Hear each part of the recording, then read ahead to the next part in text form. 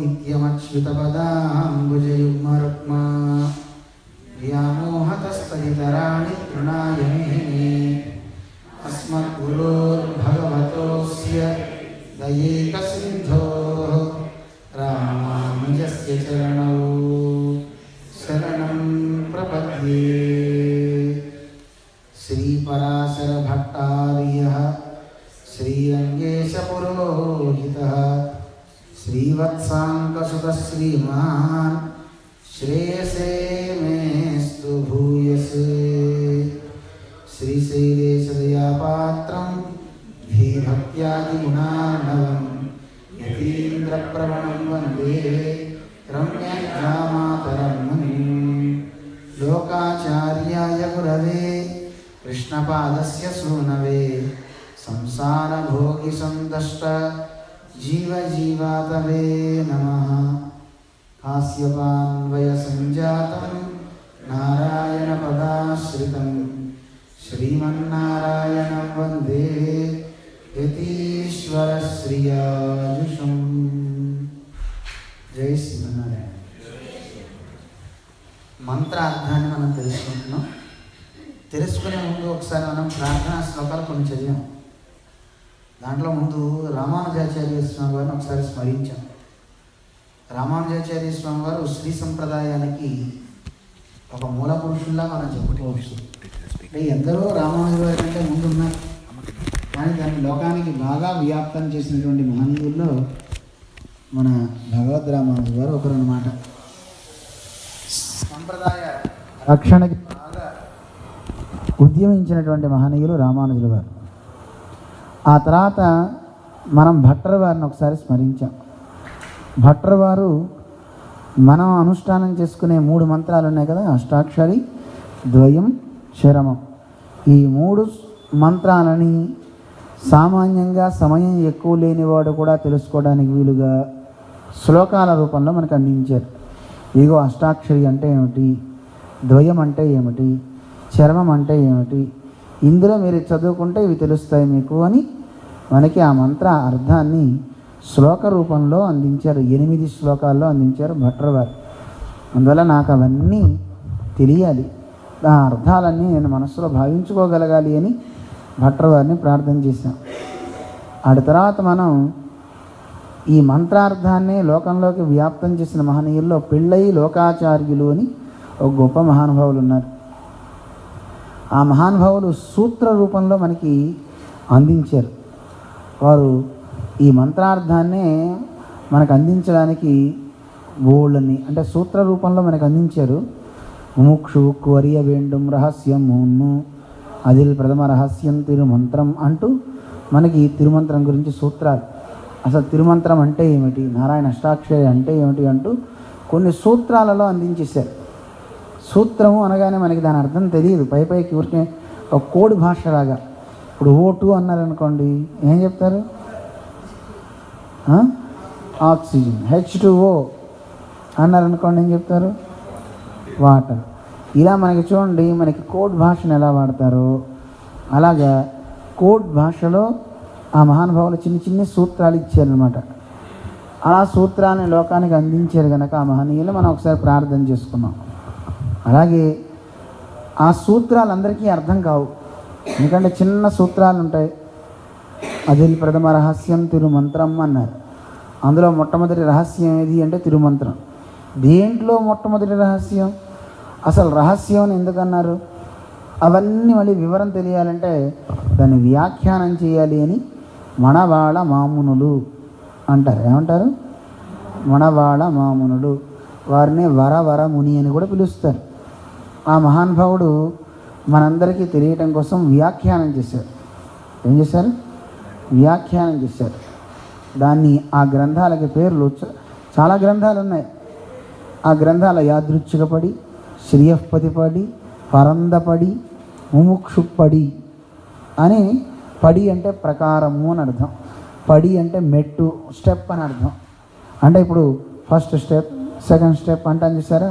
పడి అంటే ప్రకారము అని అర్థం ఉంది. పడి అంటే ఏం చెప్పాను ఇంకోటి, స్టెప్, మెట్టు అని కూడా చెప్తున్నారు. అందువల్ల వారు మొట్టమొదట ఏం చేశారంటే ఈ అర్థాలన్నింటినీ అందరికీ తెలిసేలా చేయాలి సూత్రాలని మనవాళ్ళ మామూలు ఒక గ్రంథం రాశారు, వ్యాఖ్యానాన్ని చేశారు. ఆ గ్రంథం చాలా పెద్దదైపోయింది. ఏమైంది? చాలా పెద్దదైపోయింది. అమ్మో, ఇంత పెద్ద గ్రంథం ఇస్తే పాపం సామాన్యులు ఎలా తెలుసుకుంటారు అని ఆ గ్రంథం పక్కన పెట్టేస్తారు. అలా పెద్దగా అయిన గ్రంథానికి పేరే పరందపడి అంటారు. ఏమంటారు? పరందపడి. రాసుకుంటే బెస్ట్, రికార్డు పెట్టేసుకున్నారు అందుకే రాయడం అలా మానేశారు. పరందపడి చాలా పెద్ద గ్రంథం కనుక. సరే, అలా వద్దు, ఒక పని చేద్దాం, చిన్నగా రాద్దామని ఆయన రాయడం మొదలుపెట్టారట. మొదలుపెట్టిన తర్వాత అది చిన్న గ్రంథం, మరీ చిన్న గ్రంథం అయిపోయింది. ఆ చిన్న గ్రంథం అయిపోయింది కనుక దాని పేరు యాదృచ్ఛిక పడి అన్నారు. చిన్న గ్రంథం అయిపోయింది. అయ్యో, అదేమో బాగా విస్తారం అయిపోయింది, ఇదేమో సంగ్రహం అయిపోయింది, ఇలా కాదు ఇంకో గ్రంథం రాస్తాను అని మళ్ళీ గ్రంథం రాశారట. ఈ మంత్రార్థం మీద వ్యాఖ్యానం రాస్తూ అలా రాసిన తర్వాత ఈ గ్రంథం విస్తారంగా లేదు, అలానే మరి తక్కువ లేదు, బాగుంది. కానీ అందులో సంస్కృత వాక్యాలు బాగా ఎక్కువ ఉన్నాయండి. సంస్కృత వాక్య బాహుళ్యము అంటారు. చాలా ఎక్కువగా సంస్కృత శబ్దాలు ఉంటే మరి ఆడవాళ్ళకి ఎలా తెలుసుకుంటారు, చిన్నపిల్లలు ఎలా తెలుసుకుంటారు? అందుకని ఇలా వద్దు, ఇంకో గ్రంథం రాద్దాం అనుకున్నారు. అలా సంస్కృతం బాగా ఎక్కువైపోయిన గ్రంథానికి పేరు శ్రీయపతిపడి. ఏమంటారు? శ్రీయపతిపడి అంటారు. మొత్తం మీకు ఇప్పుడు 3 గ్రంథాలు చెప్పారు. మొట్టమొదటి గ్రంథం పేరేమిటి? పరందపడి. చాలా పెద్దగా అయిపోయింది. దాన్ని మళ్ళీ తక్కువ చేశారు, యాదృచ్ఛిక పడి.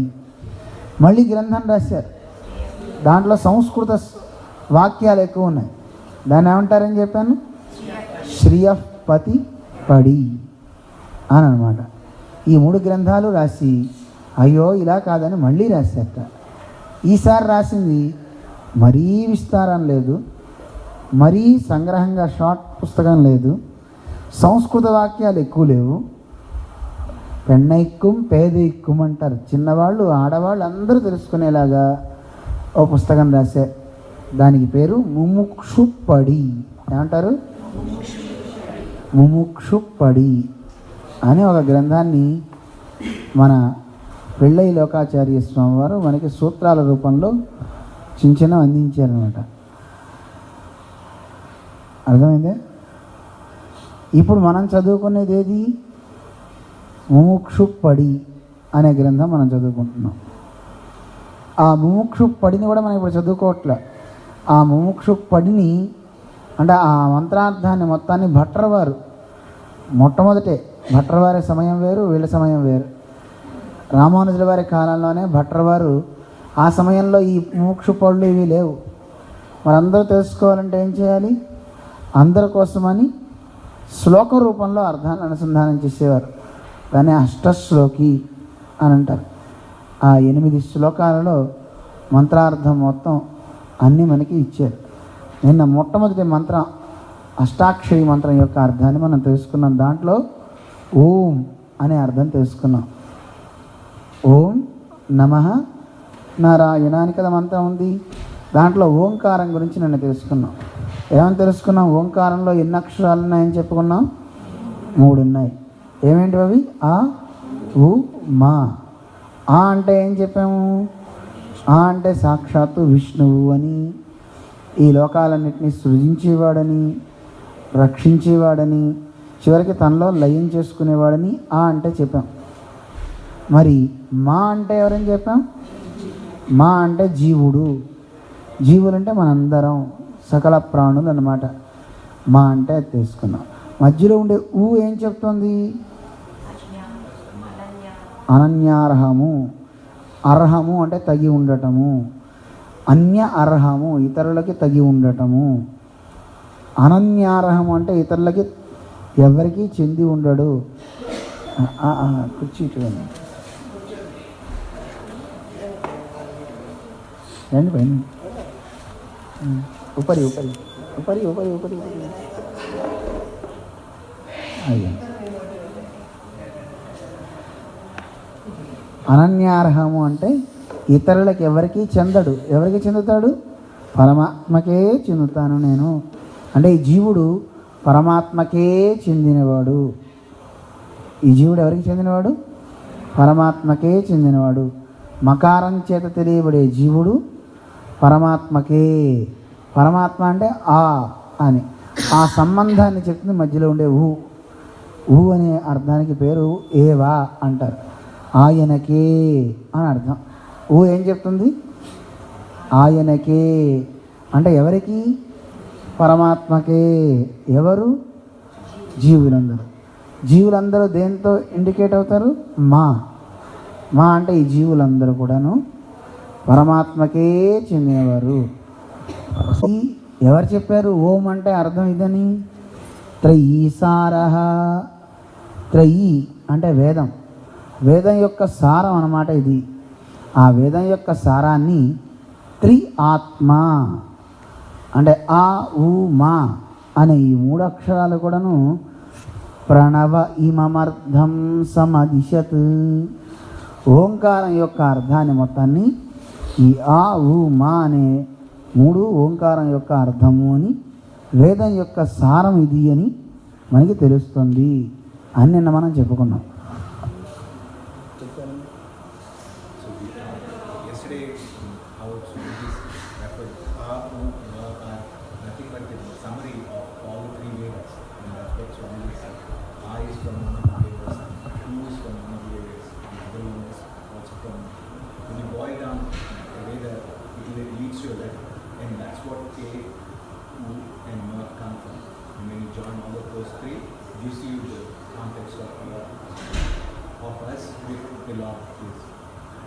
ఇప్పుడు ఓంకారం తెలుసుకున్నాం. ఇప్పుడు రెండోది నమఃపదం గురించి మనం తెలుసుకుంటాం.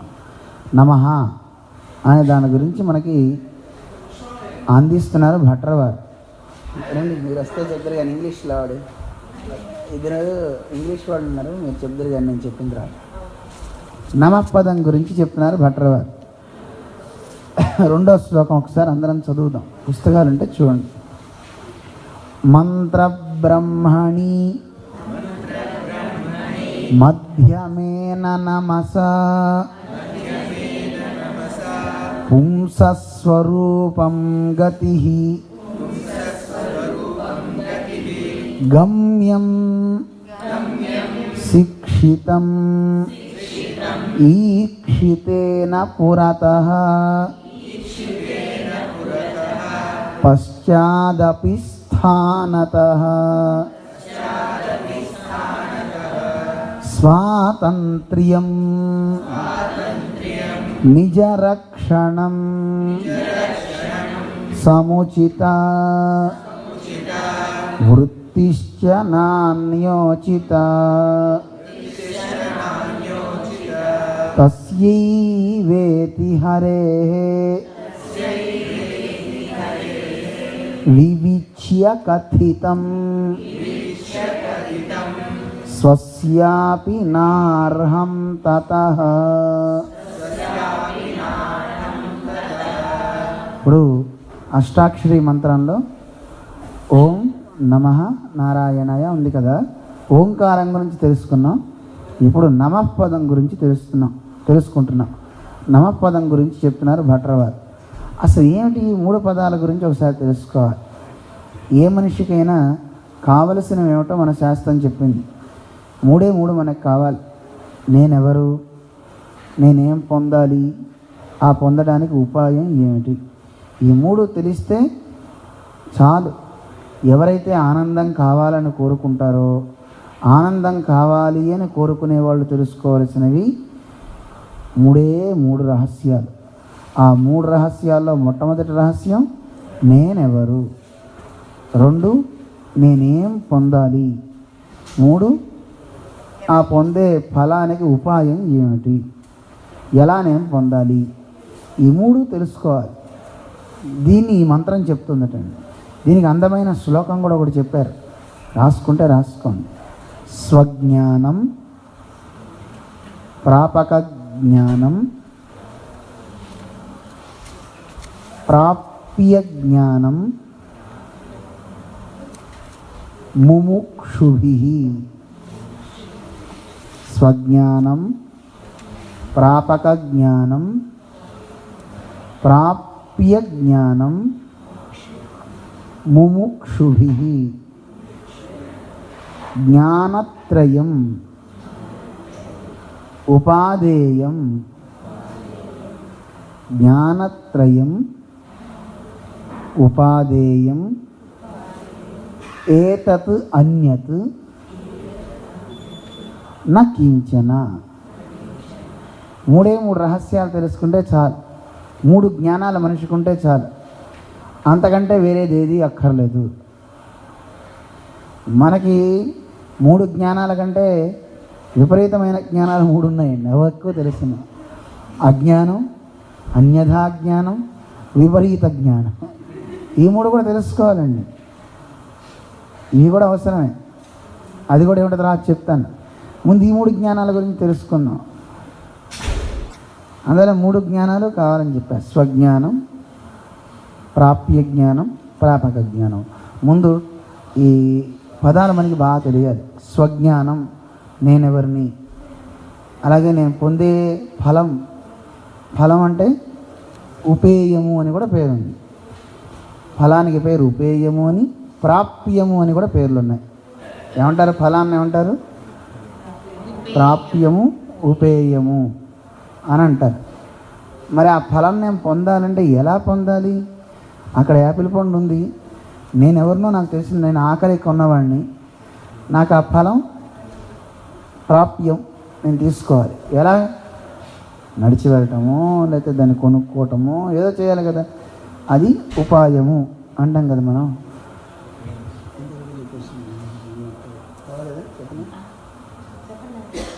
అందువల్ల అది మనకి తెలియాలి.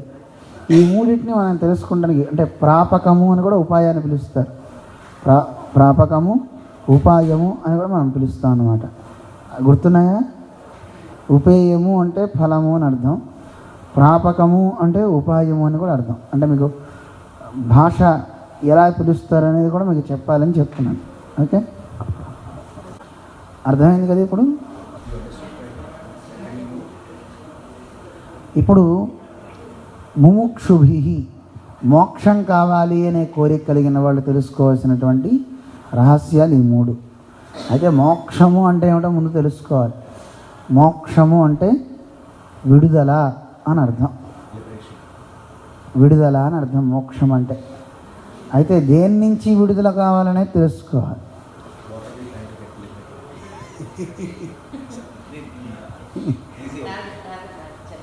దేని నుంచి విడుదల కావాలి అనేది తెలుసుకోవాలి.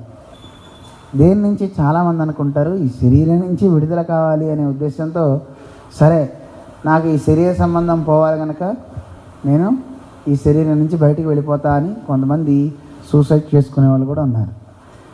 ఇలా బాడీ నుంచి నేను బయటికి వెళ్ళిపోతే నేను సుఖపడతానని. కానీ కష్టం ఉందని అలా ప్రాణం తీసుకుంటే ఇంకా ఎక్కువ కష్టం అనుభవించాల్సి వస్తుంది. ఎందుకంటే మనకి శాస్త్రాలు ఏం చెప్తున్నాయంటే, కష్టం ఉంది కదా అని నువ్వు అనవసరంగా ప్రాణాలు తీసుకోకు. అలా తీసుకుంటే నీకు ఎంతకాలం అయితే ఆయుష్ ఉందో అంతకాలం నువ్వు ఆ ప్రేతంలానే నువ్వు అలా ఉంటావు తప్ప ఇంకో బాడీ నీకు దొరకదు. అంటే సపోజ్ చూడండి, ఒక ట్రైన్లో మనం రిజర్వేషన్ తీసుకుని ట్రైన్లో మనం ఎక్కి వెళ్ళాలి ఊరు. ఇక్కడి నుంచి ఫ్లైట్లో ఇండియా వెళ్ళాలి. వెళ్దామని టికెట్ తీసుకున్నాం. తీసుకున్న తర్వాత అందులో ఎక్కేసి కూర్చుంటే ఇండియా వెళ్ళిపోతాం. నేను ఎక్కనని మధ్య నుంచి దిగిపోయాం అనుకోండి, ఏ దుబాయ్ దగ్గర దిగిపోయి నేను వెళ్ళనని కూర్చుంటే ఇండియా వెళ్ళకపోతే ఫ్లైట్ వెళ్ళిపోతుంది. నువ్వు మళ్ళీ వెళ్ళాలి అంటే మళ్ళీ కొంత సమయం నువ్వు వెయిట్ చేయాలి. మళ్ళీ ఏదో ఒక ఫ్లైట్ వచ్చేంత వరకు వెయిట్ చేయాలి. ఏదో ఒక బాడీ దొరికితేనే కదా మనం వెళ్ళేది. అలా నీకేదో వెహికల్ కావాలి, అది దొరికేంత వరకు వెయిట్ చేయాలి. అయితే మనకు అక్కడ చూడండి, దుబాయ్ లాంటి చోట అయితే కనుక బోల్డ్ అని షాప్స్ ఉంటాయి, తినడానికి బోల్డ్ అంత ఉంటాయి. కానీ నువ్వు అక్కడ తినాలి అంటే నీ దగ్గర మనీ ఉండాలి, క్రెడిట్ కార్డులు ఉండాలి, ఏదో ఒకటి ఉండాలి. కానీ ఆ కార్డ్స్ అన్నీ ఫ్లైట్లోనే ఉండిపోయినాయి. నువ్వు మాత్రం కళ్ళు తిరిగి పడిపోయో లేదా వెళ్లకుండా కావాలని మారాం చేసో అక్కడ ఉండిపోయావు. నువ్వు ఎలా తింటావు? ఆకలి వేస్తుంది, దాహం వేస్తుంది, అన్నీ వేస్తాయి. కానీ నువ్వు అలా అని అక్కడే ఉంటే నిన్ను అధికారులు కూడా పట్టుకుంటారు. ఎందుకో తెలిసిన, ఎక్కాల్సిన ఫ్లైట్ నువ్వు ఎక్కల, ఇంకో టికెట్ కొనుక్కోవడానికి నీ దగ్గర డబ్బులు లేవు. లేనప్పుడు వాళ్ళు ఏం చేస్తారు? అరెస్ట్ చేసి జైల్లో పెడతారు, కేసు అవుతుంది. అయిన తర్వాత కొన్నాళ్ళు నేను పనిష్ చేసి ఆ తర్వాత నిన్ను ఏదో ఫ్లైట్ ఎక్కించి పంపించడమో ఏదో షిప్లో పంపించడమో చేసి మళ్ళీ దగ్గర ఆ మనీ వచ్చేలా చేసేస్తారు. టైం అయితే చాలాసేపు తీసుకుని ఉంటుంది. అలాగే మనకు ఆయుష్ 70 ఏళ్ళు ఉంది. 20 ఏళ్ళకే మనం కావాలని బాడీలోంచి బయటికి వెళ్ళిపోయాం అనుకోండి, 30 ఏళ్ళకు కోపం వచ్చి పంతంతోనో అనుకున్న పని అవ్వలేదనో బయటికి అలా వచ్చేస్తే మళ్ళీ నీకు ఎంతవరకు ఆయుష్ ఉందో అంతవరకు నువ్వు అలా తిరుగుతూ ఉంటావు గాల్లో. కానీ బాడీ ఉన్నప్పుడు ఏదైతే ఆకలి, దప్పిక, కామము, క్రోధము ఇవన్నీ ఉంటాయో అవన్నీ ఆ సోలుకు ఉంటాయి. అవి తీర్చుకోలేడు. అలా అని తీర్చుకుందామని ఎక్కడికైనా వెళ్ళి తిందామన్నా ఏదీ రాదు, దుఃఖం వస్తుంది, ఏడుస్తాడు, చాలా కష్టాలు ఉంటాయి. అదే నువ్వు బాడీలో ఉంటే కనీసం ఈ ఆకలేస్తుందని ఏడిస్తే వీడు పెట్టకపోయినా ఇంకోడన్నా పెడతాడు, ఎక్కడో చోట ఎవడో కూడా ముద్ద పెడతాడు. అమెరికాలో చూడండి, ఇక్కడ తిండి దొరకదు అనుకున్న వాళ్ళని తీసుకెళ్ళిపోయి ఎక్కడో ఒక చోట పెట్టేసి వాళ్ళకి ఫుడ్ తీసుకొచ్చి పెడుతున్నారా లేదా? వాడికి అలా అన్నా కనీసం బతకడానికి ఆస్కారం ఉంటుంది. అంటే జీవన్ భద్రాణి పశ్యతి అంటాడు ఆంజనేయ స్వామి. బతికుంటే ఏదైనా మంచి చూడొచ్చు, అంతేగాని కష్టం వచ్చింది కదా అని ఏదో ఊరేసుకుందాం నీళ్ళల్లో దూకుదాం అని పోతే ఇంకా ఎక్కువ కష్టాలు పొందాల్సి వస్తుంది. అందుకని ఎప్పుడు బతికి ఉండాలి, ఏదైనా సాధించాలి. కష్టం ఎక్కువ కాలం ఎప్పుడు ఉండేది కాదు, కష్టం ఎప్పుడు పోతూనే ఉంటుంది. సుఖం కూడా ఎక్కువ కాలం ఉండదు. ఈ లోకంలో ఉండే సుఖాలు కూడా మళ్ళీ మారుతూనే ఉంటాయి. ఏది ఒకటి అలాగే ఉండదు, మారుతూ ఉంటుంది, మనం నడుపుతూ ఉంటుంది. అందువల్ల నాకు ఎప్పుడు కష్టాలే వస్తున్నాయని అనుకోకు, అబ్బాని ఎప్పుడు సుఖపడుతున్నానని అనుకోకు. ఈ సైకిల్ మారుతూ ఉంటుంది. అందువల్ల నిజమైన సుఖం ఏది అంటే మళ్ళీ ఒకంత కూడా దుఃఖం కలవనేది ఏదో దానికి పేరు ఆనందం అంటారు. ఆ ఆనందం పొందాలి అంటే శరీర సంబంధం పోవాలి. శరీర సంబంధం పోవాలి అంటే కర్మ ఉండగా పోదు, కర్మ క్షయం అవ్వాలి. మామూలుగా మనం శరీరం వదిలిపెడితే ఇంకో దేహం వస్తుంది, ఆ దేహంలో మనం పుడుతూ ఉంటాం. కానీ ఇలాంటి దేహాలు ఏవీ రాకుండా గొప్ప దేహం ఏదో ఆ దేహం తత్శ్రేష్టం జన్మ అని ఉపనిషత్తులు మనకి చెప్తున్నాయి. అలాంటి గొప్ప జన్మని మనం పొందాలంటే దానికోసం చేయాలి సాధన.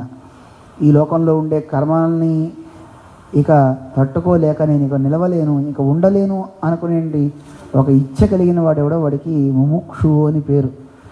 మిమ్మల్ని ముళ్ళ మీద కూర్చోబెట్టేసాం అనుకోండి, కూర్చోగలరా? కాలే పెనం మీద కూర్చోబెడితే కూర్చోగలరా? వెంటనే లేచిపోదాం అనిపిస్తుంది చూడండి, అస్సలు కూర్చోలేని చూడండి. లేనిపోని సుత్తి ఎవడైనా చెప్తుంటే వినబుద్ధి వస్తుందా? తొందరగా లేచిపోదాం అనిపిస్తుంది కదండి, సుత్తి వినబుద్ధి కాదు కదండి. అలా ఈ జీవితం మీద కూడా తొందరగానే వెళ్ళిపోవాలి, దైవం దగ్గరికి వెళ్ళాలి, స్వామిని సేవించాలి. అలాంటి ఇచ్చగలిగిన వాడు ముముక్షు. దాని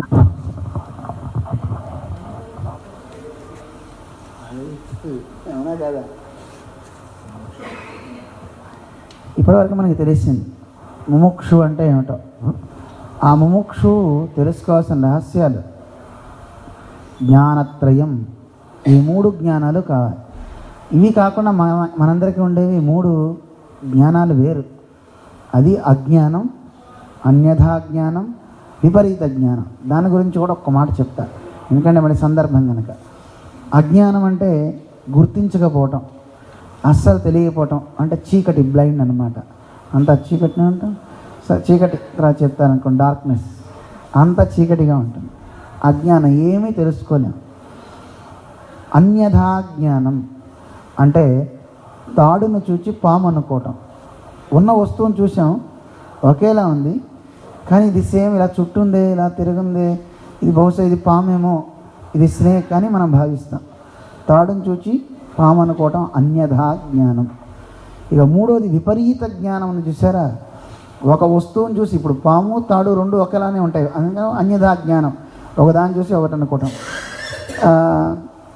రోడ్డు మీద వెళ్తుంటే ఎండ మనకి కనబడుతూ ఉంటే అక్కడ ఏదో వాటర్ ఉన్నట్టుగా అనిపిస్తుంది, ఎండ మావి అంటుంటాం. దాన్ని చూసి వాటర్ అది 2 సిమిలర్గా ఒకేలా ఉంటాయి, కానీ ఒకటి కాదు, అది అన్యథా జ్ఞానం. ఇక విపరీత జ్ఞానం అంటే అసలు దాన్ని చూసి వేరేదిగా భావించటం. ఒక అతను చీకట్లో ఒక పెద్ద పొడుగాటి కర్రను చూశాడు, చెట్టుని. ఆ చెట్టు డ్రై అయిపోయింది, ఎండిపోయింది, ఆకులు లేవు, దాని కొమ్మలు అటు ఇటు ఉన్నాయి, ఇలా ఉంది. గాలి కూగుతుంది. చీకట్లో చూసి అనుకున్నట్ట అక్కడ ఎవడో మనిషి నిలబడ్డాడు అన్నట్ట. ఏమనుకున్నాడు వాడు? దొంగని చూసి దొంగ అనుకున్నట్టు వాడు. అది ఏమైంది? విపరీత జ్ఞానం అయిందా లేదా? అందువల్ల మనందరికి కలిగేవి ఇలాంటివి. వాస్తవమైన విషయాన్ని గుర్తించలేం, ఒకవేళ చూసినా దాన్ని అన్యథా భావిస్తాం, ఒకవేళ కొంతమందికి విపరీతంగానూ భావిస్తుంటారు. ఇలాంటి జ్ఞానాలు ఉంటాయి. ఇవి ఉన్నవాడు ఎప్పుడు పతనం అవుతాడు. ఉండాల్సిన జ్ఞానం ఏది అంటే, ఇందాక నేనెవరు, నేనేం గోల్, నాకేమిటి, దాన్ని ఎలా నేను పొందాలి. మన జీఎస్ వారు చెప్తారు, కేవలం ఇది ఆధ్యాత్మికంలో ఉన్నవాడికే కాదు, మామూలు రెగ్యులర్ లైఫ్లో ఉన్నవాడు ఎవడైనా సరే ఈ మూడింటిని కనుక అనుకుంటే వాడన్నిటినీ కూడా పొందగలుగుతాడు. నేనెవరిని, నేనేం పొందాలి, ఆ పొందడానికి ఉపాయం ఏమిటి. ఇప్పుడు సమ్ స్టూడెంట్ ఉన్నాడు, ఏదో ఒకటి అట్రాక్షన్గా పిలిచింది రారా అని ఒక సినిమా, వాడు సినిమాకి వెళ్ళాలా? అప్పుడు వాడు అనుకో, నేను ఎవరిని, స్టూడెంట్ని, నాకేమిటి గోల్ ఏమిటి, నేను ఓ సైంటిస్ట్ అవ్వటమో లాయర్ అవ్వటమో ఏదో నా గోల్. దాన్ని పొందడానికి ఉపాయం ఏమిటి? చదువుకోవటం, ట్యూషన్స్ చెప్పించుకోవటం, ఇంకేదో చేయటం. అంతేకాని నేను స్టూడెంట్ని కనుక ఇలాంటి చోటకి రాకూడదు, ఇలాంటి గేమ్స్ ప్లే చేయకూడదు అని వాడి ధర్మం ఏదో వాడికి చెప్తూ ఉంటుంది. అందువల్ల ఈ స్వధర్మాన్ని ఎప్పుడు, స్వజ్ఞానాన్ని ఎప్పటికప్పుడు మనం ఏ విషయంలో అయినా సరే, ఎవడో ఒక ఆధ్యాత్మికవేత్త ఉన్నాడు, అతనికి దేన్నో భోగించాలనిపించింది, అప్పుడు వాడు ప్రశ్న వేసుకోవచ్చు, నేను ఎవరిని, తప్పు కదా, నా ధర్మం ఇది కాదు కదా, అవి దొంగలించి తినకూడదు కదా అని వాడికి అది అప్లై చేసుకోగలిగితే వాడి గోల్ ఏమిటో తెలుసుకుంటూ వాడి ఉపాయం ఏమిటి, నేను శరణాగతి చేయటం, ఇవి నాకు కాదు, ఇవి నాకు వద్దు అని వాడు మరలుతాడు. అయితే ఇది ఎలా చేసుకోవాలో మనకి మన భట్రవారు అందించారు. ఈ స్వజ్ఞానం, వీడెవడో వీడిని తెలియచెప్పేదేదో ఒక వస్తువు ఉంది, ఒక మంత్రం ఉంది. అలాగే వీడి ఫలాన్ని తెలియజేసే మంత్రం ఒకటి ఉంది. ఆ ఫలాన్ని పొందే ఉపాయాన్ని చెప్పేది ఒక మంత్రం ఉంది. అవి 3 మంత్రాలు. స్వస్వరూపాన్ని చెప్పేది అష్టాక్షరి మంత్రం, ఫలస్వరూపాన్ని చెప్పేది చరమ మంత్రం, ఉపాయాన్ని చెప్పేది ద్వయ మంత్రం అని చెప్తారు. అర్థమవుతుందా? ఇప్పుడు 3 మంత్రాలు ఎందుకు అంటే 3 రహస్యాన్ని చెప్తారు. అందువల్ల స్వస్వరూపాన్ని చెప్పేది ఏ మంత్రం? అష్టాక్షరి మంత్రం. ఫలాన్ని చెప్పేది ఏ మంత్రం? చరమ శ్లోకం. దానికి ఉపాయాన్ని చెప్పేది ఏది? ద్వయం. ఇంకో రకంగా కూడా చెప్తారు. అష్టాక్షరి మంత్రం స్వస్వరూపాన్ని చెప్తుంది, ఫలాన్ని చెప్పేది ద్వయ మంత్రం, ఉపాయాన్ని చెప్పేది చరమ శ్లోకం. ఇలా ఆ చివరి 2 చెప్తారు. కానీ మన పూర్వాచార్యులు చెప్పింది చరమ మంత్రమే ఫలము, ఉపాయం ద్వయము అని చెప్పారు. అందువల్ల దీన్నే మనం ఫాలో అవుతుంటాం. అయితే ఈ 3 మంత్రాలే కాదండి, అష్టాక్షరి మంత్రం కూడా ఈ 3టిని చెప్తుంది. ఓంకారం నువ్వెవరో చెప్తుంది, నమః పదం ఉపాయాన్ని చెప్తుంది, నారాయణ పదం ఫలాన్ని చెప్తుంది అని స్వరూప, ఉపాయ, ఉపేయాలు ఈ 3టిని చెప్తుంది.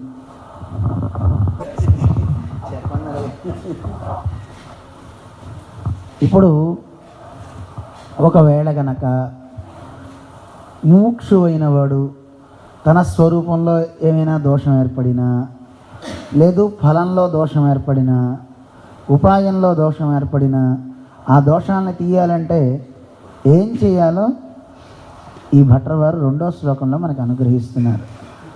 అయితే ఏమండి, మనలో దోషం ఉంటుంది, మరి ఫలంలో దోషం ఏమిటి, ఉపాయంలో దోషం ఏమిటి అని మనకు అనిపించవచ్చు. మనలో దోషం అంటే మనది స్వరూపం ఏమిటి? జీవుని యొక్క స్వరూపం నాణ్యథా లక్షణం తేషాం బంధే మోక్షే తథైవచ. వాడు ఇక్కడ ఉన్నా, లేదు పైకి వైకుంఠానికి వెళ్ళినా, ఎక్కడైనా వీడు శేషుడే, అంటే భగవంతునికి దాసుడే. ఒకవేళ కనుక అలా దాసత్వం వీడిలో లేకుండా ఒక్కోసారి భావంలో తేడా గనక వస్తే, నేనే అన్నీ చేసేస్తున్నాను అనే స్వరూపంలో గనక తేడా గనక వస్తే, అప్పుడు ఈ నమపదం అని కరెక్ట్ చేస్తుందట.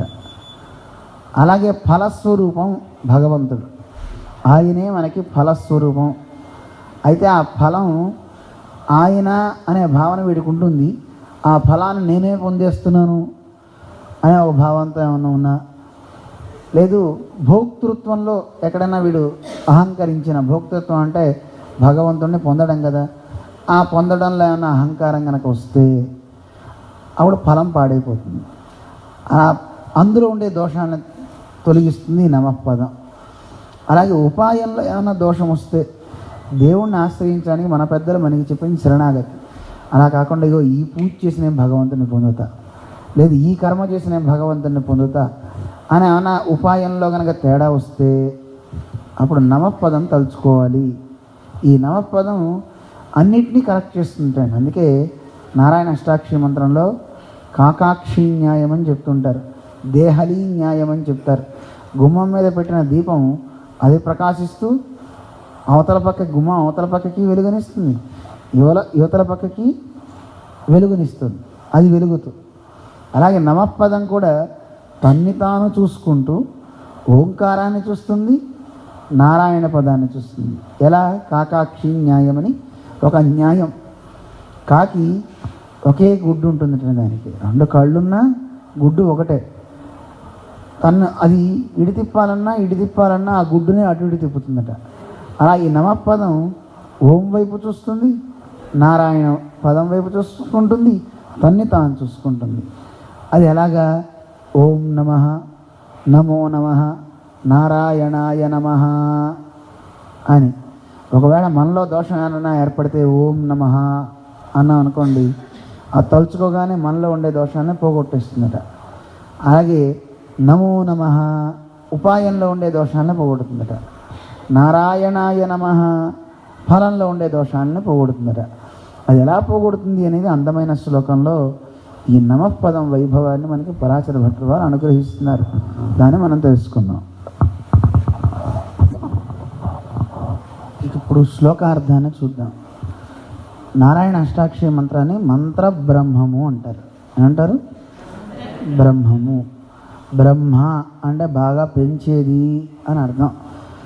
ఎవరైతే దాన్ని ఆశ్రయించుకుంటారో వాళ్ళని బాగా పెంచుతుంది. చాలా పెద్ద మంత్రం అన్నమాట. అలాంటి మంత్రబ్రహ్మణి, ఆ మంత్రబ్రహ్మంలో మధ్యమేన నమస, మధ్యమ పదమైనటువంటి నమఃపదం ఏదైతే ఉందో ఆ నమఃపదం గురించి చెప్తున్నారు ఇప్పుడు. మంత్రబ్రహ్మణి అంటే అష్టాక్షరి మంత్రం. దాంట్లో ఓం నమః నారాయణాయ, దాంట్లో మధ్యలో ఉండేది ఏమిటి? నమఃపదం. ఆ నమఃపదం ఏం చేస్తుందట? పురతః ఈక్షితేన పుంసస్వరూపం శిక్షితం అని వర్ణిస్తున్నారు. నమఃపదానికి పురతః ముందుందిట. ఏముంది ముందు? ఓం ఉంది. నమఃపదానికి ముందేముంది? ఓం ఉంది. దాన్ని ఒకసారి ఈక్షితేన చూడడం చేత, ఎప్పుడైతే చూసిందో ఆ చూడడం చేత ఏమవుతుంది? పుంసస్వరూపం. ఓంకారం చేత ఏం తెలుస్తుంది? ఓంకారం చేత స్వస్వరూపం అంటే జీవుని స్వరూపం, మన స్వరూపం తెలుస్తుంది. మన స్వరూపం ఏమిటి? శేషత్వం. మనం భగవంతునికే చెందిన వాళ్ళం, ఆయనకి సేవ చేయటం, ఆయనకే చెంది ఉన్న వాళ్ళం అని కదా ఓం చెప్తుంది. అందులో కనుక అలా కాకుండా నేను ఇంకోళ్ళకి కూడా చెందినవాడినండి, ఆ దేవుడికి కూడా నేను చెందినవాడినండి, ఈయనకి చెందినవాడినండి అనే కనుక భావన ఏర్పడినట్లయితే అలాంటి వాటిల్లో ఉండే దోషాన్ని ఏం చేస్తుంది? శిక్షితం, తొలగిస్తుంది. ఇప్పుడు ఓంకారాన్ని ఎలా మనం విన్నామో, ఓంకారం చేత తెలిసేది పుంసస్వరూపం అన్నాం, జీవుడి స్వరూపం. ఇక రెండోది చెప్తుంది స్థానతః. ఆ నమస, ఆ నమఃపదం సెకండ్ శ్లోకాలో రెండో పాదం మనం చూసినట్లయితే అక్కడ స్థానతః అని ఉంది. అంటే తన్ని తాను చూసుకుంటుంది. స్థానతః ఈక్షితేన గతి శిక్షితం. ఒకసారి చూడండి, సరిగ్గా చూడండి ఒకసారి. స్థానతః ఈక్షితేన గతి శిక్షితం. గతి అంటే ఉపాయము అని అర్థం. ఉపాయ స్వరూపంలో ఏమైనా దోషాలు ఏర్పడితే దాన్ని కూడా సరిచేస్తుంది. ఇందాక మనం చెప్పేసుకున్నాం, ఇప్పుడు ఊరికే పదాల అర్థం తెలుసుకుంటున్నాం. స్థానతః అంటే తన్ని తాను చూసుకోవటం. ముందున్నదాన్ని చూసింది ఓం నమః, ఇప్పుడు తన్ని తాను చూసుకుంటుంది నమో నమః అంటారు.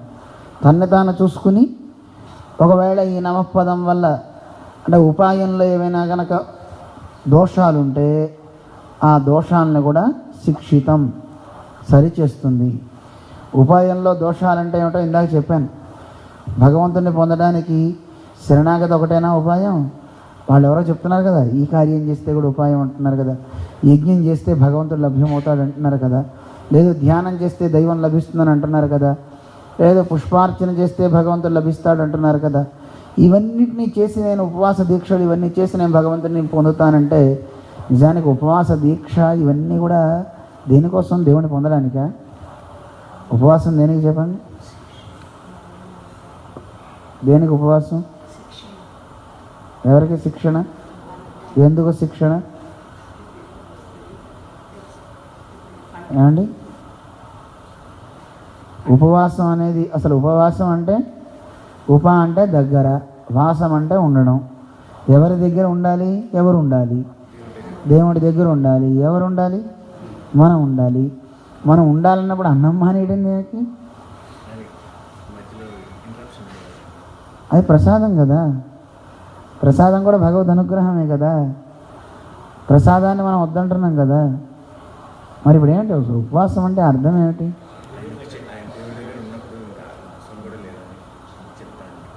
మరి ఆకలిస్తుంటుంది కదా, చెప్పేమంటారా? ఉపవాసం చేయటం అంటే అర్థం ఇప్పుడు టీవీ సీరియల్ ఏదైనా బాగా ఇంట్రెస్ట్ సబ్జెక్ట్ ఏదైనా వస్తుంటే వాడికి ఈ అమ్మ కానీ మిగతా వాళ్ళు కానీ ఆడుకునే ఫ్రెండ్స్ వచ్చినా వాడి మనస్సు వెళ్లకుండా ఆ టీవీ మీద ఇప్పుడు పిల్లలు ఆడుతుంటారు చూడండి గేమ్, అమ్మ ఒరే తినరానా, నో మమ్మీ అంటుంటాడు, ఆడుతూనే ఉంటాడు. వాడి దృష్టి అంతా గేమ్ మీదే ఉంటుంది. వాడికి అప్పుడు ఆకలి వేయదు, నిద్ర రాదు, ఎక్కడికి వెళ్ళాలనిపించదు. అలా హాయిగా వాడు దాన్నే ఆడుతుంటాడు, అదే చేస్తుంటాడు. ఉపవాసం అంటే కూడా దేవుడు పూజ చేసే సమయంలో వీడి కాళ్ళు కడుక్కోవాలనిపించదు, 1, 2 ఏమీ వాడు వచ్చినా సరే ఆపేసుకుని మరీ టీవీ సీరియల్ చూసినట్లుగా వీడి దృష్టి అంతా అక్కడే ఉండాలి. అలా ఉండాలంటే వీడు ఫాస్టింగ్ చేస్తేనే కదా ఆ పని అయ్యేది. ఎందుకంటే భగవంతుని సన్నిధి నుంచి వేరు మనం బలవంతంగా చేయటం కాదు, మనంతటా మనకి తెలియకుండానే ప్రేమపూర్వకంగా మనం భగవంతుడి వైపు లగ్నం అయిపోవాలి. రేపు ఏకాదశి అనగానే ముందు రోజు నుంచే వాడికి భయం పట్టుకుంటుంది. అమ్మో రేపు ఏకాదశి ఏం తినకూడదట. రేపు ఏకాదశి తెలుసునా, అందుకే దశమి రోజు రాత్రే దిబ్బ రొట్టెలు గిబ్బ రొట్టెలు అని తినేద్దాం, రేపటికి స్ట్రెంత్ అవ్వాలి కదా అని ముందు నుంచే మన వాళ్ళు ప్రయత్నాలు చేస్తుంటారు. తర్వాత ఏకాదశి రోజు ఏం చేసుకోవాలో ముందు ప్రిపేర్ అవుతుంటారు.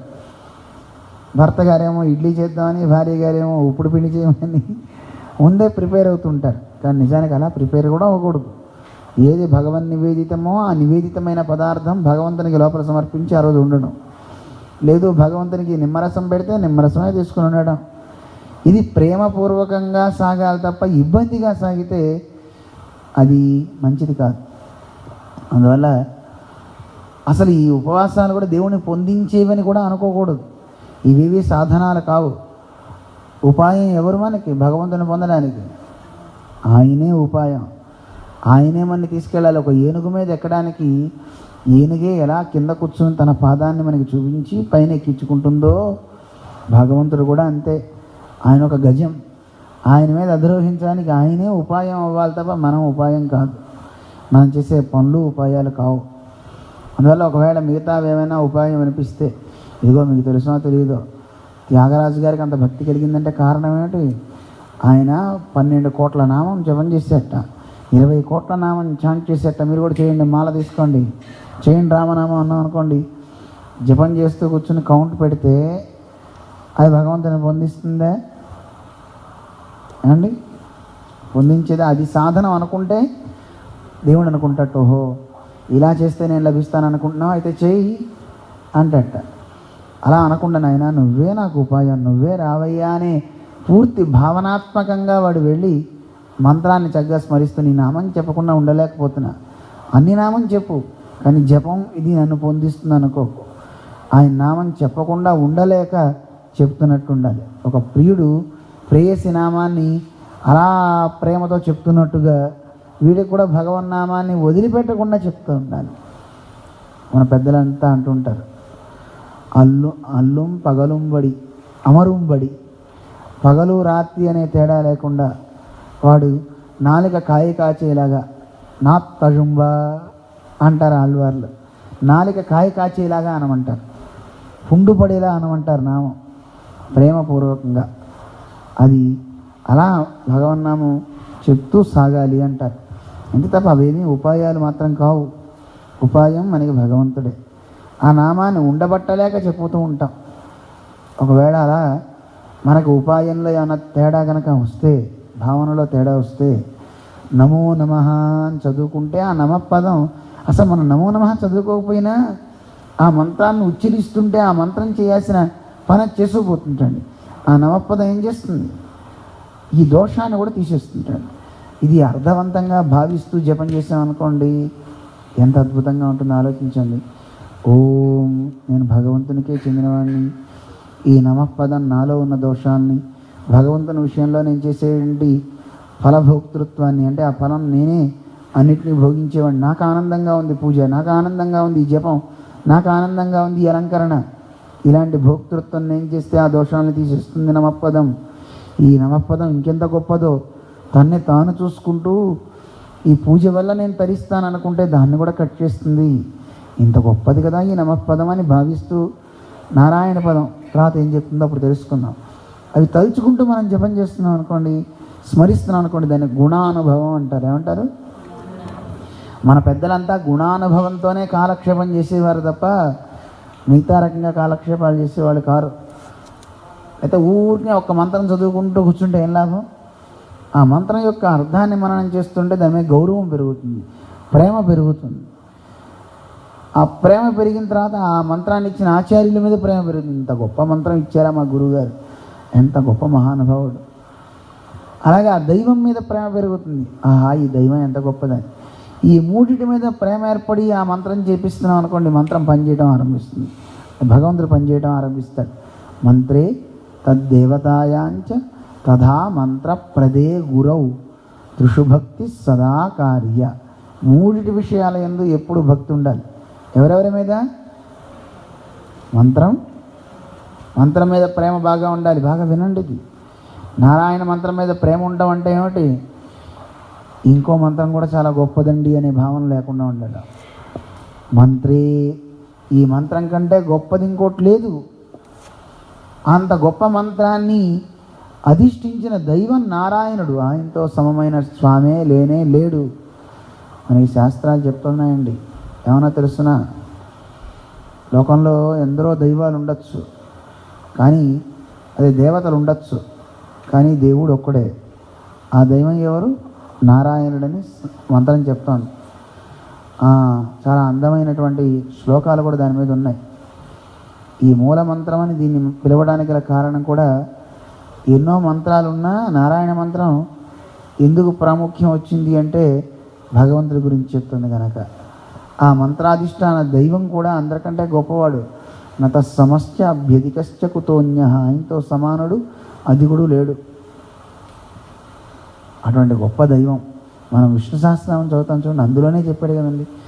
భీష్ముడిని ప్రశ్న అడుగుతాడు కదా, కిమేకం దైవతంలోకే కింవాప్యేకం పరాయణం స్తువంతః కంకమర్చ్యంతః అని ఆ క్వశ్చన్స్ చూడండి ఎంత బాగున్నాయో. ఎవరు దైవం? ఈ లోకాలన్నిటికీ అధికుడు ఎవడు? దేవతలను కూడా మంగళానాంచ మంగళం దైవతానాంచ దైవతం. అందరికీ మంగళం అంటే శుభం, శుభాలు చేసే వాళ్ళకు కూడా శుభాన్ని చేసేది ఎవరు? దేవతలకు కూడా దైవం ఎవరు? భీష్ముడు చెప్పాడు, జగత్ప్రభుం దేవదేవం అనంతం పురుషోత్తమం అని ఎంత బాగా వర్ణించాడు భగవంతుని గురించి. అందువల్ల భగవంతుడు ఎవడో నువ్వు నమ్మిన సిద్ధాంతం ఏదో చెప్పు తప్ప ఏదో వాడు చెప్పాడు వీడు చేశాడని చెప్పకన్నాడు ఆయన ధర్మరాజు. భవతః పరమో మతః, ఏది మీరు అనుకుంటున్నారు, ఎందుకంటే ఆచార్యులు ప్రామాణికులు అయి ఉండాలి. భీష్ముడు సామాన్యుడు కాదు. భీష్ముడు శాస్త్రాలని మొత్తాన్ని అవపోసన పట్టి దాని సారాన్ని లోకానికి అందించే గొప్ప మహానుభావుడు కనుక ఆ మహనీయుడు చెప్పేది కరెక్ట్ అనమాట. అందువల్ల నారాయణుడు చాలా గొప్ప దైవం. మంత్రానాం పరమో మంత్ర గుహ్యానాం గుహ్యముత్తమం, దాచతగిన వాటిల్లో దాచతగినది. రహస్యం చ రహస్యానాం మూలమంత్ర సనాతన. దీన్ని మూలమంత్రం అని పిలుస్తారు. ఎప్పటి నుంచో వస్తుంది అలాంటి గొప్ప మంత్రం నారాయణ మంత్రం. అంత గొప్ప మంత్రం మన దగ్గర ఇప్పుడు మన దగ్గర ఉంది, ఆచార్యులు మనకు అనుగ్రహించారు. అలాంటి మంత్రం మీద, దైవం మీద, మంత్రం ఇచ్చిన ఆచార్యుల మీద ఏముండాలి? ప్రేమ. ప్రేమం కనక్క ఉండానాలు కార్యక్రమావదు. ఆ మంత్రం పనిచేయటండి. ప్రేమ ఉండకపోతే ఈ మూడింటి మీద విశ్వాసం, బాగా విశ్వాసం ఉండాలి. విశ్వాసం అంటే ఇంకో మంత్రం కనపడినా అటు జోలికి పోకుండా, ఇంకో దైవం కనపడినా అటు పోకుండా, ఇంకో గురువు కనపడినా అటు పోకుండా ఉండగలిగే స్థితి. అంత గొప్ప స్థితి ఎవరికి ఉంటే వాడికి దైవం పలుకుతుంది, వాడి దగ్గరికి దైవం వస్తుంది. అలాంటి భావాన్ని పెంచేది ఈ నమఃపదం. గతి శిక్షితం, ఉపాయాన్ని సరిచేసి చూపిస్తుందన్నమాట. నమఃపదం గురించి మనం ముందు పదాన్ని చూసింది. పురతః ఈక్షితేన శిక్షితం విన్నా. అలాగే స్థానతః తన్ని తాను చూసుకుంది. నమో నమః, ఓం నమః, నమో నమః అని. ఇక నమఃపదం తర్వాత ఉన్నదాన్ని కూడా చూస్తుంది. ఏం చేస్తుంది? పశ్చాదపి. ఆ తర్వాత ఉన్న పదం ఏమిటి? నారాయణ పదం. ఆ నారాయణ పదాన్ని కూడా పశ్చాదపి ఈక్షితేన గమ్యం శిక్షితం. ఆ తర్వాత ఉన్నటువంటి నారాయణ పదం గమ్యము అంటే చేరవలసినటువంటి ప్లేస్. ఎవరికైనా సరే ఎప్పుడైనా సరే గమ్యం చేరాలా వద్దా? ఎవరికైనా గోల్ అనేది చేరాలి. మన గమ్యం ఏమిది? ఆనందం అని పేరు పెట్టండి, లేదు నారాయణుడు అని పేరు పెట్టండి, పరమపదం అని పేరు పెట్టండి, ఏదైనా అనండి. కానీ మనకంటూ వెళ్ళాల్సిన ప్లేస్ ఒకటి ఉంది, దాన్ని గమ్యం అని పిలుస్తారు. ఏమంటారు? దాన్ని గోల్ అని కూడా పిలుస్తారు. ఆ గోల్ని మనం రీచ్ అవ్వాలి. అలా రీచ్ అవ్వకుండా మనలో కనుక ఏమైనా దోషాలు వస్తే దాన్ని ఏం చేస్తుంది? ఈ నమఃపదం శిక్షితం. ఎలాగా? నారాయణాయ నమః. అది చూడండి, ఓం నమః, నమో నమః, నారాయణాయ నమః. ముందు చూసింది ఓం నమః అని, చూసి ఏం చేసింది? ఓం అంటే ఏం చెప్పాను? స్వస్వరూపం. దాన్ని క్లీన్ చేసేసింది. తర్వాత స్వస్వరూపం తర్వాత తన్ని తాను చూసుకుంది. నమో నమః అంటే ఏమిటి? దేన్ని క్లీన్ చేసింది? ఉపాయాన్ని క్లీన్ చేసింది. స్వరూప, ఉపాయ, పురుషార్థాలు. ఒకసారి చెప్పండి. స్వరూప, ఉపాయ, పురుషార్థాలు. నెక్స్ట్ అండి, స్వరూప, ఉపాయ, పురుషార్థాలు. స్వరూపం అంటే ఓంకారం. ఓం అంటే ఏంటి? స్వరూపం. చెప్పండి. ఓం అంటే, అలాగే నమః అంటే ఉపాయం. ఉపాయం అంటే నమః. తెగదీపి చెప్పా. నమః అంటే ఉపాయం, ఉపాయం అంటే నమః. అలాగే ఫలం అంటే నారాయణాయ. నారాయణాయ అంటే ఫలం. అర్థమైందా ఇప్పుడు? ఉపేయము. ఉపేయాన్నే పురుషార్థం అని కూడా పిలుస్తారు. ఏమంటారు? పురుషార్థము, ఉపేయము, ఫలము గుర్తుపెట్టుకోవాలి. అలాగే నమఃపదాన్ని ఉపాయం అని చెప్పాను. ఉపాయానికి ఇంకో పేరు ఏం చెప్పాను?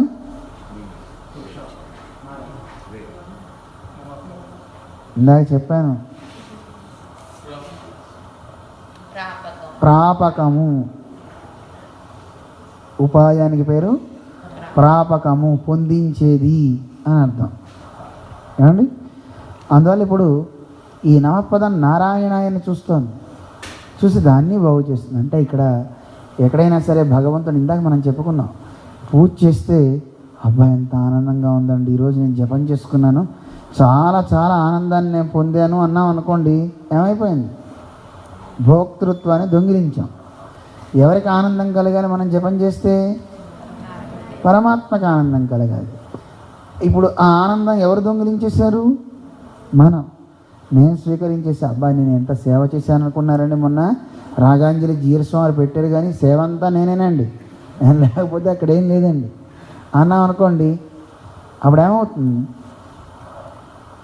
ఫలాన్ని మనం ఆరగించేసిన వాళ్ళం అయ్యాం, ఫలాన్ని దొంగిలించిన వాళ్ళం అయ్యాం. ఆ భోక్తృత్వం మనకు ఉండకూడదు. ఎవరికి ఉండాలి?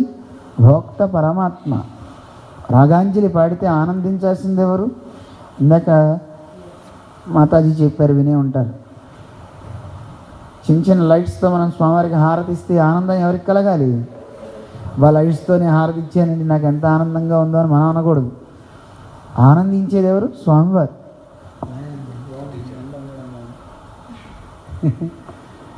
నాకు భోక్తృత్వం హాయిగా ఏమనాలి? ఆ దీపాలతో హారతి ఇచ్చామనుకోండి, స్వామి ఆనందపడ్డాను. దేంతో ఇస్తే ఏమిటండి? వాళ్ళు భావించారు కదా, వయ్యందగడియా వార్కడలేనయ్యా గాని. ఈ భూమి మొత్తాన్ని ప్రమిచ్చేసుకున్నారు, నెయ్యి పోసేశారు, సముద్ర జలాన్ని, సూర్యుడిని ఒత్తిగా వేశారు, వెయ్య కదిరోని విళక్కాగా అలా హారతి ఇచ్చారు. అలాగే ఇంకో ఆళ్వారు ఏం చేశారు? మనస్సునే ప్రమిద చేశారు, అంబేద గడియ. మనస్సుని ప్రమిద చేశారు. అక్కడ లైట్ లేదు, ఏం చేయాలి? మనస్సునే ప్రమిదిగా చేశాను. ఆర్వమే నెయ్యాగా, నాలో ఉన్న ఆర్తినే నెయ్యిగా పోసా. ఆర్తి అంటే ఇంకా చేయాలి చేయాలి చేయాలి చేయాలని ఆర్తి. అలా ఆర్తిని నెయ్యిగా పోసారు వారు. అలా వాళ్ళు చేసినటువంటి ఒక అద్భుతమైన ప్రక్రియ చూడండి. బాహ్యంగా ఒక దీపం పెట్టారు, మానసికంగా ఒక దీపం పెట్టారు. 3 ఆయన చూశాడు ఆళ్వారు. తిరుక్కండేన్ పొన్మేని కండేన్ అని నేను చూశాను, బంగారపు కాంతి కలిగిన ఆ స్వామిని చూశానని ఆళ్వార్లు పాడారు. అలా మనం హారతి ఇద్దామంటే 2 మనీ చేత కాదు, భూమిని మనం ఎలాగో దీపం చేయలేము. కనీసం ఆ భావన అందరికీ తెలియదు. అందరి దగ్గర సెల్ అయితే ఉంది కదా, ఆ సెల్ని వెలిగించండి, సోల్ వెలుగుతుంది. సోల్ కూడా ఒక జ్యోతే కదా, అందుకని సెల్ యాక్టివేట్ చేయండి, దాంతో హారతి ఇవ్వండి అని మనం చెప్పుకున్నాం. చక్కగా ఇచ్చాం. ఏం చేసినా దాంట్లో మంచి ఉంది కనుక ఆచార్యుడికి ఆనందం కలుగుతుంది. అంతేగాని హారతి ఇచ్చేగానే మనకి అబ్బాయి దీపంతో హారతి ఇచ్చానండి, ఎంత బాగుందో, స్వామివారికి మంచి మాల పైనుంచి కింద దాకా వేసానండి అని మనకు ఆనందం వేస్తుంది. కానీ మాల వేస్తే, ఆ మాల వేసిన తర్వాత నా చిన్నప్పుడు నేను చూసేవాడిని, స్వామివారికి పుట్టినరోజు చాలామంది మాలలు వేసేవాడు. మాల వేయగానే నాకు అనిపించేది, అబ్బాయి ఎంత అందంగా ఉందో, స్వామివారికి చాలా బాగుంది అనిపించేది. కానీ ఆ తర్వాత నేను దీక్ష తీసుకున్న తర్వాత వారికి వేసిన మాల ఒకసారి నాకు వేసిన తర్వాత అనిపించింది, కంపరం పుట్టింది, ఏమిట్రా బాబు ఈ మాల అని. ఎందుకో తెలుసా, నా కాడలన్నీ గుచ్చుకుపోతాయండి, భయంకరంగా గుచ్చుకుపోతాయి. మన వాళ్ళు పైగా వేసి ఉంచుకోండి స్వామి, ఒక 10 నిమిషాలు ఉంచుకోండి. ఏం భక్తి వేసుకున్న వాడికి తెలుస్తుంది. అందుకే జీఎస్ స్వామి ఏం చేస్తారు, ఆ మాల వాసన చూసి మనకే వేస్తారు, ఈ మరువు నువ్వే మీరైనా. అయితే స్వామివారు ఒక మాట చెప్పారు, మాల వేసేది మనకి కాదు అన్నారు స్వామివారు. ఒకసారి స్వామివారు మనకి ఒక భావనాత్మకమైనటువంటి అనుష్ఠానం చేసేవారు స్వామివారు. ఎప్పుడైనా అడుగు తీసి అడుగు వేస్తే వారిలో ఉండే భావాలు ఎలా ఉంటాయనేది నాకు ఆ రోజు అర్థమైంది. మాల వేస్తే స్వామివారు అన్నారు, ఈ మాల మనకు కాదు, మనకు అనుకోకూడదు అన్నారు. మరి ఎవరికండి అని అడిగారు. ఈ మాల పెరుమాళ్ళకైతే అక్కడ వేయాలి కదా, మనకి ఎందుకు వేస్తున్నారు అంటే, ఇప్పుడు ఫోటో ఉంది కదా, ఫోటోకి మాల వేసేటప్పుడు దేనికి చూడతాం మనం? మేకి కట్టేస్తాం, అటు మేకి ఇటు మేకి కట్టేస్తే మధ్యలో పెరుమాళ్ళకి మాల ఉంటుంది. అలాగా మన మెడ అనేది ఒక మేకు లాంటిది, ఇక్కడ మనం తగిలించాం, ఇక్కడ వేళ్లాడే స్వామికి మాల. తులసి మాల కూడా వేసాం కదా, ఎవరికి మాల? పెరుమాళ్ళకి. ఏ మాల అయినా ఎవరికి వేస్తున్నా పెరుమాళ్ళకి వేస్తున్నా అనుకోవాలి, కానీ సుబ్బారావు గారికి వేస్తున్నా, వెంకయ్య గారికి వేస్తున్నా, ఆవిడకి వేస్తున్నా అనుకుంటే అది మంచిది కాదు. ఎవరికి వేస్తున్నాం మాల? భగవంతునికి. ఎవడన్నా మనకి వేస్తున్నప్పుడు ఆహా నాకు మాల వేస్తున్నారని నేను ఆనందపడకూడదు. ఎవరికి వేస్తున్నారు? నాలో ఉన్న స్వామికి సమర్పిస్తున్నారు అని భావిస్తే వేసిన వాడికి మంచిది, నాకు మంచిది. అలా కాకపోతే స్వామివారు అన్నారు, దండ వేసిన వాడే దండిస్తాడు అన్నారు. చూడండి ఎంత బాగుందండి. అందువల్ల ఇలా పరమాత్మకి చేస్తున్నాం అనే భావన ఉంటే అది మంచిది. అలా కాకుండా ఇది నాకే, ఇది నా కోసమే అనే భావన ఉంది అంటే భోక్తృత్వాన్ని మనం ఆరగించిన వాళ్ళం అవుతాం, దొంగిలించిన వాళ్ళం అవుతాం. అందువల్ల భోక్త ఎవరు? భగవంతుడే. భోక్త మనం కాదు. ఒకవేళ కనుక భోక్త నువ్వే అనిపించిందా నీకు, దాన్ని నీకు మార్పు చేస్తుంది, దాన్ని బాగు చేస్తుంది. నారాయణాయ నమః. అందుకే మనం తినేటప్పుడు కూడా భావనలో ఏమని చెప్తారు, మనం చెప్పాము మీకు, పెరుమాళ్ళు బాగా ఆరగించారండి అనాలి తప్ప నేను బాగా తిన్నానండి, ఎంత బాగా తిన్నాను అనుకున్నారు, గారెలు అద్భుతంగా ఉన్నాయి, భేషుగ్గా ఉన్నాయి అనకూడదు. పెరుమాళ్ళు భోగ్యంగా ఆరగించారు గారెలు. పెరుమాళ్ళు బాగా తిన్నారు. నిద్రపోయి లేచి పెరుమాళ్ళు బాగా విశ్రాంతి తీసుకున్నారండి, ఎంత భోగ్యంగా విశ్రాంతి తీసుకున్నారో అనాలి. పెద్దవాళ్ళు అనేటప్పుడు కూడా ఏమండి నిద్రపోయారా అనకూడదు. ఏమండి మీ పెరుమాళ్ళకి ఉంజిరి సేవ అయిందా, లేదు మీ పెరుమాళ్ళకి విశ్రాంతి అయిందే అనాలి తప్ప మీరు కాసేపు వెళ్ళి పడుకోండి, కాసేపు నిద్రపోండి, అది వెళ్ళి కాసేపు తినండి వెళ్ళి అనకూడదు అండి. ఇలా మనకి సంప్రదాయంలో ఉండే విశేషాలు మనకి చెప్తారు. చెప్తూ ఇలాంటి భావనలో కనుక ఎక్కడన్నా తేడా వస్తే దాన్ని బాగు చేస్తుంది నమః పదం. నారాయణాయ నమః తర్వాత పదాన్ని కూడా చూస్తుంది అని మనకి భట్టర్ వారు వివరించారు. ఇంకా మనం ఒకసారి ఆ 2 లైన్లో ఒకసారి చదువుకుందాం. మంత్రబ్రహ్మణి మధ్యమేన నమసా పుంసస్వరూపం గతి గమ్యం శిక్షితమీక్షితేన పురతః పశ్చాదపి స్థానతః. ఇంతవరకు నమపదం గురించి చెప్పి ఇక వివరిస్తున్నారు మనకి భట్టర్ వారు. స్వాతంత్ర్యం, స్వతంత్రం మనకి లేదు జీవుడికి. స్వాతంత్రం ఎవరికి ఉంది దాన్ని వివరిస్తున్నారు. స్వాతంత్ర్యం, స్వాతంత్ర్యం అంటే మనం నేను స్వతంత్రుని అనుకుంటే ఇబ్బంది. మరి స్వాతంత్రం ఎవరికి? తస్యైవ హరేహే, భగవంతునికే స్వాతంత్ర్యం. ఆయన సర్వస్వతంత్రుడు, ఆయన ఇష్టం ఏదైనా చేయగలుగుతాడు.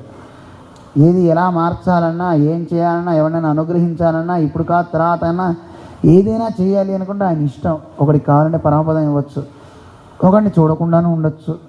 అలాంటి సర్వస్వతంత్రత కలిగిన వాడెవడు? తస్యైవ హరేహే, ఆయనకే ఉంది. అందువల్ల స్వాతంత్ర్యం తస్యైవ హరేహే, నిజరక్షణం తస్యైవ హరేహే. రక్షకుడెవడు? హరే రక్షించేవాడు, మనం కాదు. మనం రక్షకులం కాదు. హరే మనందరినీ రక్షించేవాడు, ఆయనే రక్షకుడు. సముచిత వృత్తిశ్చ తస్యైవ హరేహే, మనకు కావలసిన కైంకర్యాన్ని ఇచ్చేవాడెవడు? ఆయనే. కైంకర్యం వల్ల లాభాన్ని పొందేదెవరు? ఆయనే, మనం కాదు. అన్నీ ఆయనే. నా అన్యోచిత, అన్యమైనవి మనకి తగవు. నేనే స్వతంత్రుణ్ణి, నాకు నేనే రక్షకుణ్ణి, కైంకర్యానికి కూడా భోక్తను నేనే అనే తలంపు నా అన్య ఉచిత, ఇది తగదు అని చెప్తూ భగవంతుని ప్రార్థిస్తున్నారు. దీన్ని మొత్తాన్ని కూడా స్వస్యాపి నార్హం తతః అని వివరిస్తున్నారు. వివిచ్య కథితం. ఈ నమపదం మనకి అనేక రకాలుగా ఓంతోనూ నమపదంతోనూ నారాయణ పదంతోనూ ఉండేటువంటి సంబంధాన్ని ఎలా అనేది బాగా వివరించి మనకి తెలియచేస్తుంది. ఈ నమపదం అనేది మనకి తెలియచేస్తున్నారు. మనం ఇంకోళ్ళకి చెందిన వాళ్ళం కాదు. ఎవరికి చెందిన వాళ్ళం? భగవంతునికే చెందిన వాళ్ళం అనేది ఈ నమపదం ద్వారా మనకి తెలుస్తుంది అని పరాశర భట్టర్ వారు మనకు అందించారు. ఇంకా పై శ్లోకంలో ఉండే అర్థాన్ని ఊరికే తెలిసేసుకుందాం. పైన అంత బాగా మనకే తెలుస్తూ ఉంటుంది. ఒకసారి చూడండి. అకారార్థాయేవ స్వమహం అధమహ్యం న నివహాః నరాణాం నిత్యానాం అయనమితి నారాయణ పదం యమాహాస్మై కాలం సకలమపి సర్వత్ర సకలాసు అవస్థాస్వావిస్యుః మమ సహజ కైంకర్య విధయః అనే నారాయణ పదం గురించి వివరిస్తున్నారు. వివరిస్తూ ఏం చెప్తున్నారు? నారాయణ అంటే ఏమిటో తెలియచేస్తూ అహం, నేనెవర్ని? అహం అకారార్థాయేవ స్వం. స్వం అంటే సొత్తు అని అర్థం. సొత్తు, ఎవడి సొత్తు? నేను. అకారార్థాయేవ, అకార అర్థం ఎవరైతే వాచ్యుడుగా ఉన్నారో, అకారం చేత తెలియబడేది ఎవరు? నారాయణుడు, పరమాత్మ. ఆ పరమాత్మ యొక్క స్వం, సొత్తుని నేను, ఆయన సొత్తుని. అధ మహ్యం నా, నేను నా కొరకు కాదు, ఇతరులకి కాదు నేను కదండి అని చెప్తూ, మరి ఆయన ఎలాంటి వాడో చెప్తున్నారు. నిత్యానాం, 3 కాలాల్లోనూ ఉండేవాళ్ళని నిత్యులు అంటారు, జీవులని అర్థం. వాళ్ళు 3 కాలాల్లోనూ, భూతకాలంలో, భవిష్యత్తులో, వర్తమానంలోనూ ఎప్పుడు ఉంటారు. ఎవరు? 3 రకాలైనటువంటి జీవులు ఉంటారు, నిత్య, ముక్త, బద్ధులు. ఈ ముగ్గురు కూడాను నరాణాం, జీవ సమూహం అని పిలుస్తారు, జీవులని పిలుస్తారు. నరాణాం, ఈ జీవులు ఎంతమంది ఉన్నారు? నివహాహ, సముదాయం, జీవ సముదాయం అంతటికి కూడా అయనమితి, ఈ జీవ సమూహానికి మొత్తానికి కూడా ఆధారమై ఉంటాడట పరమాత్మ. వాళ్ళందరూ నిలబడ్డానికి స్థానం ఆయన అవుతాడట. ఆయన లేకపోతే ఈ జీవులు ఎవరు నిలబడలేరు. అందుకే ఆయనకి పేరు నారాయణ పదం. అందుకే ఆయన్ని నారాయణ అనే పదం చేత తెలుసుకోవాలి మనం. అంటే నారాయణ అంటే నరాణాం అయనం యస్య సహ, ఈ జీవులందరికీ ఆధారమైనవాడు అని, మనకి ఆధారమైనవాడు, అలాగే ఆధారంగా కలవాడు అని 2 సమాసాలు మనకి చెప్తారు. షష్ఠీ తత్పురుష సమాసంలో, బహువ్రీహి సమాసంలో 2 మనకి చెప్తుంటారు. ఆధారంగా కలవాడు అని, అది మనం వ్యాకరణం చూడకొద్దులేండి. అందరికీ ఆధారమైనవాడు, ఆధారంగా కలవాడు పరమాత్మ. ఎవరికైనా ఆధారం? జీవ సమూహాలన్నిటికీ కూడా ఆయనే ఆధారము అని మనకి తెలియజేస్తున్నాడు.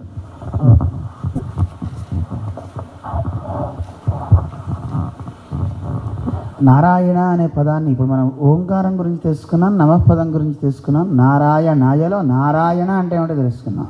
ఇక ఆయా అనేది తెలుసుకోవాలి కదా. ఆయా రామాయ, కృష్ణాయ, గోవిందాయ అని మనం అష్టోత్తరాల్లో చేస్తుండే చూడండి. ఓం రామాయ నమః, ఓం కృష్ణాయ నమః, ఓం గోవిందాయ నమః అంటుంటాం. ఆయా అంటే ఆయన కొరకు, చతుర్థి విభక్తి అన్నమాట.